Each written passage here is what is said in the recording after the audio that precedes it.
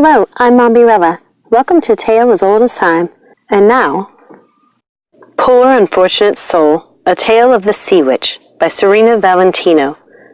Adapted, in part, from Disney's The Little Mermaid. Copyright 2016, Disney Enterprises Incorporated.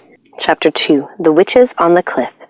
The dark green gingerbread-style mansion with gold trim and black shutters was perched precariously on the rocky cliffs. Its roof, shaped like a witch's cap, was obscured in mist and encircled by screeching crows. "Is the dark fairy to join us?" asked Ursula as the four witches made their way to the odd sisters' home. No, water and fire do not mix," said Lucinda, as Ursula laughed. Ursula wondered why the sister witches so feared a convergence between her and the dark fairy. "We fear nothing, Ursula, but we see and hear everything," Lucinda said casually, giving her the side eye as they headed up the crooked staircase, which creaked with every step.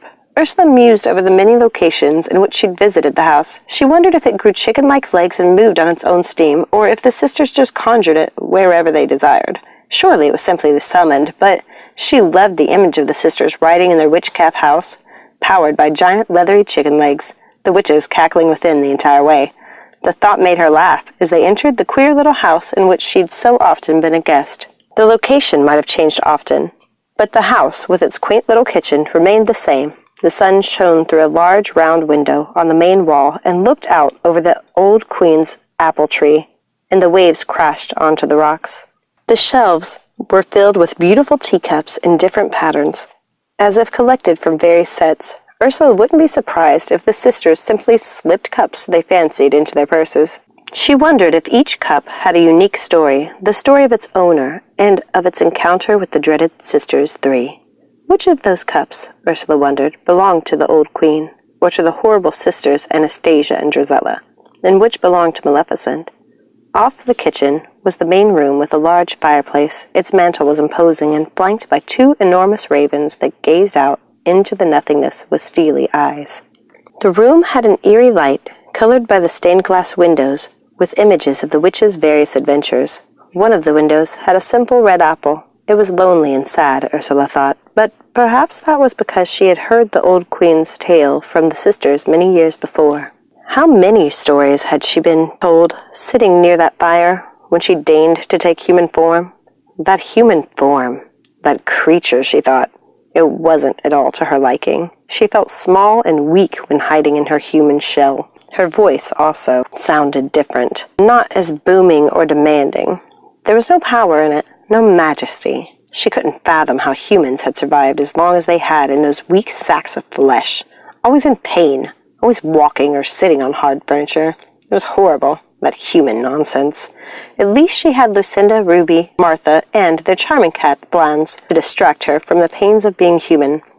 Flans, the sister's tortoiseshell cat, blinked her black-rimmed golden eyes slowly at the witches in salutation.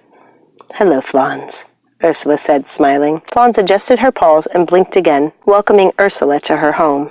Flans could see through the sea witch's human form to the creature she really was, and the cat thought that creature was even more beautiful than the form the sea witch had taken so she could walk among humans. Oh, it was beautiful enough, Ursula's human guise. She had large dark eyes and full, deep brown hair that framed her heart-shaped face. Anyone would find her beautiful. But Flans loved the sea witch's true design, and it was easy to see the witch preferred it as well. Flans watched as her witches scuttled about the kitchen getting the tea ready for Ursula, who had her feet propped up on a little cushioned stool Ruby had brought her.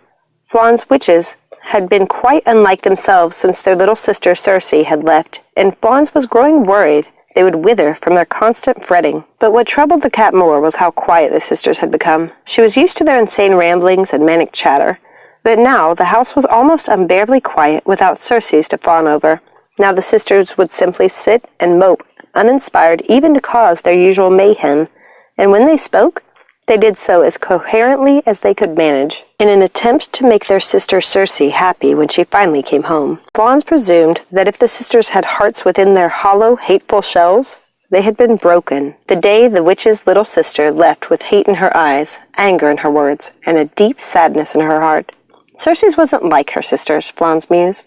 She loved, and Circe's felt Lucinda, Ruby, and Martha had finally gone too far with their magic, hurting someone she'd once cared for very deeply. Fawns didn't blame the sisters for what they had done to the prince, the curse they had helped set on him, or the torments they had rained upon his head. They had almost driven him mad, and with good reason. He had broken Circe's heart and treated her rather shabbily. Everything they had done, all the meddling and scheming, was for their little sister, but Circe was terribly angry with them for the part they had played in the curse, which had set the prince further into his greedy, hurtful ways, nearly destroying kingdoms in the process. No, Circe couldn't forgive her sisters, and Fawns was almost sure she would never speak to them again as their punishment.